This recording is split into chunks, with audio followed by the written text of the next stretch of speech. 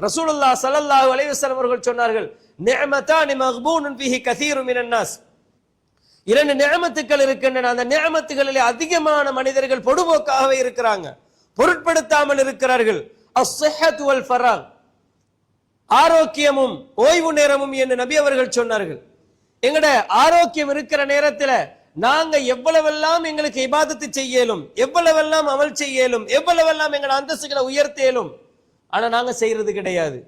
எங்களால ஏலும் என்று நினைக்கிற நேரம், ஏலும் என்ற எங்களோட உடல் எங்களுக்கு ஏலும் என்று சொல்லுகிற நேரம், அந்த ஆரோக்கியம் எங்களோட உடம்புல இருக்கிற நேரம் எங்களுக்கு எந்த அமலையும் செய்யறதுக்கு மனசு இல்லை. குர்ஆன் ஓதேலும், குர்ஆன் ஓத மாட்டோம்.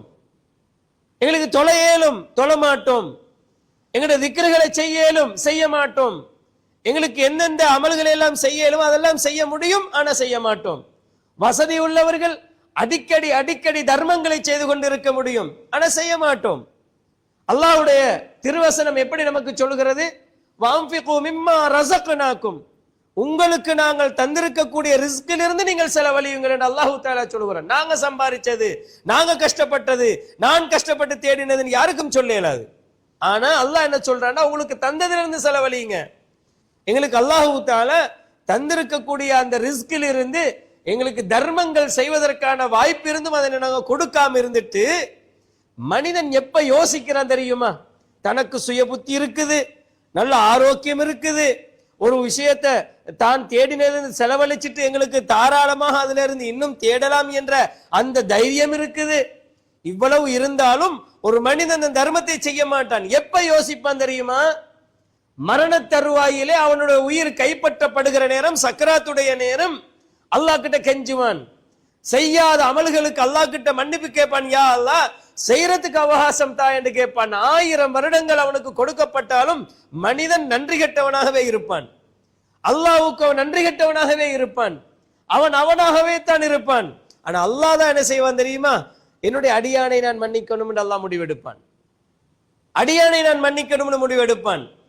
அல்லாஹ் தஆலா அவனுக்கு கொடுத்திருக்கக்கூடிய அந்த ரிஸ்குகள் இருக்குதே, அதுல இருந்து நீங்க செலவழிங்க என்று சொல்லுகிற நேரம், அவன் கடைசி நேரத்துல, அவனுடைய சக்ராத்துடைய நேரம், மரண தருவாயுடைய நேரத்திலே அவன் என்ன சொல்லுகிறான்? ஃபஅஸ்ஸதக், யா அல்லாஹ், நான் சதகா செய்கிறேன்.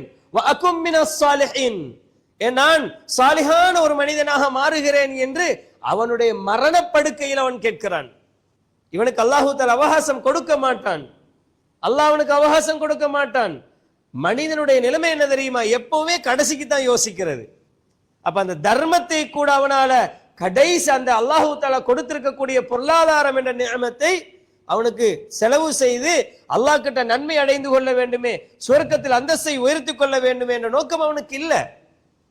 அன்பான இஸ்லாமிய சகோதரர்களே, இதே போன்று அல்லாஹ் தஆலா நமக்கு தந்திருக்கக்கூடிய இந்த ஆரோக்கியம் இருக்கிறதே, இந்த ஆரோக்கியத்துல எங்களுக்கு எவ்வளவோ செய்யலாம், இபாதத்துக்களில் ஈடுபடலாம், நல்ல காரியங்களை செய்யலாம். ஜும்ஆவுக்கு ஒரு மனிதனுக்கு நேர காலத்தோடு ஆரோக்கியம் இருக்கிற நேரம் வர முடியும், வரமாட்டான்.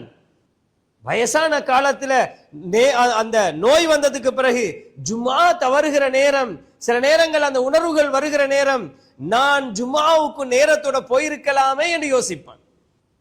அப்படியெல்லாம் அவனுக்கு யோசிக்கிறதுக்கு அந்த நேரம் அவனுக்கு ஆரோக்கியம் இருக்காது. அன்பான உறவுகளே, வயதானவர்கள் சில நேரங்களில் யோசிப்பாங்க, எனக்கு எவ்வளவெல்லாம் இருந்துச்சு, எனக்கு எவ்வளவெல்லாம் செய்ய முடியுமா இருந்துச்சு, எவ்வளவு தைரியம் இருந்துச்சு, நான் வாலிபனாக இருக்கிற நேரம், ஆரோக்கியமாக இருக்கிற நேரம் எனக்கு எவ்வளவெல்லாம் செய்ய இருந்துச்சு, நான் செய்யவில்லையே என்று யோசிப்பார்கள்.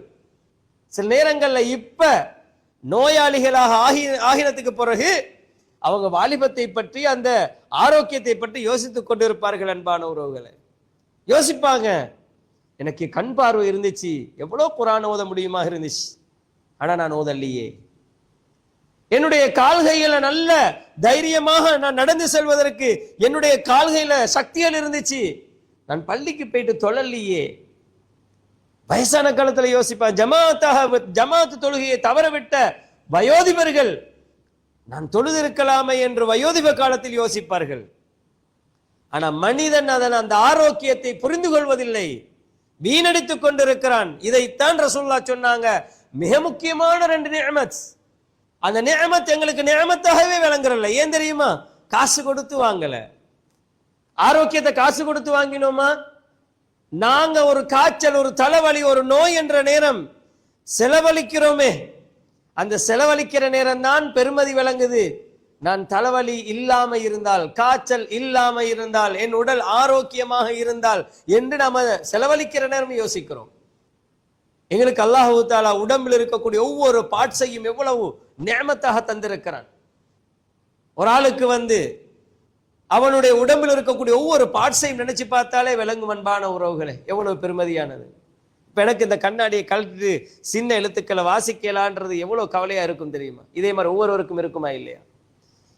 நாங்க சில நேரங்கள்ல இந்த கண்ணாடி இல்லாம நான் குர்ஆனை ஓதுவதற்கான வாய்ப்பு இருந்து நான் ஓத கிடைக்கலையே, எனக்கு அல்லாஹ் தஆலா சந்தர்ப்பத்தை தந்தானே, அந்த நிஅமத்தை நான் பயன்படுத்தலையே என்ற அந்த கவலை இருக்குமா இல்லையா? அன்பான உறவுகளே, அல்லாஹ் எனக்கும் உங்களுக்கும் தந்திருக்கிற இந்த நிஅமத்துகளை நாம் சரியாக பயன்படுத்துவதில்லை.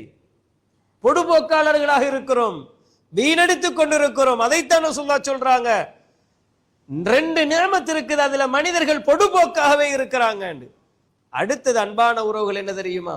ஓய்வு நேரம். ஓய்வு நேரம், ஓய்வு நேரத்தை நாம் பயன்படுத்துறது இல்ல. தாராளமா நேரம் இருக்கும். வியாபாரிகளாக இருக்கட்டும், யாராக இருந்தாலும் அல்லாஹ் தஆலா எங்களை 24 மணித்தியாலவும் ஓய்வில்லாம வேலை செய்யற அளவுக்கு இந்த உலகத்துல படைச்சில்ல. ஓய்வு இருக்குது. அந்த ஓய்வு நேரங்களை நாங்க பயன்படுத்தாம எப்ப நாங்க கவலைப்படுவோம் தெரியுமா? சுவர்க்கத்தில் அல்லாஹ் தஆலா எல்லாரையும் நுழைவிக்கிற நேரம், ஒவ்வொரு அந்தஸ்துகளில் ஒவ்வொரு மனிதர் இருப்பார்கள். அந்த அந்தஸ்துகள்ல கூடிய ஜன்னத்துல் ஃபிர்தௌஸில இருக்கக்கூடிய மனிதர்களை பார்த்து சுவர்க்கத்தில் அந்தஸ்து குறைஞ்ச ஒரு மனிதன் யோசிப்பான், எனக்கு எவ்வளோ நேரம் இருந்தது, பிரயோசனம் இருக்குமா? பிரயோசனம் இருக்குமா? அந்த ஓய்வு நேரங்களை பற்றி அங்கே சிந்திப்பதில் எந்த பிரயோசனமும் கிடையாது.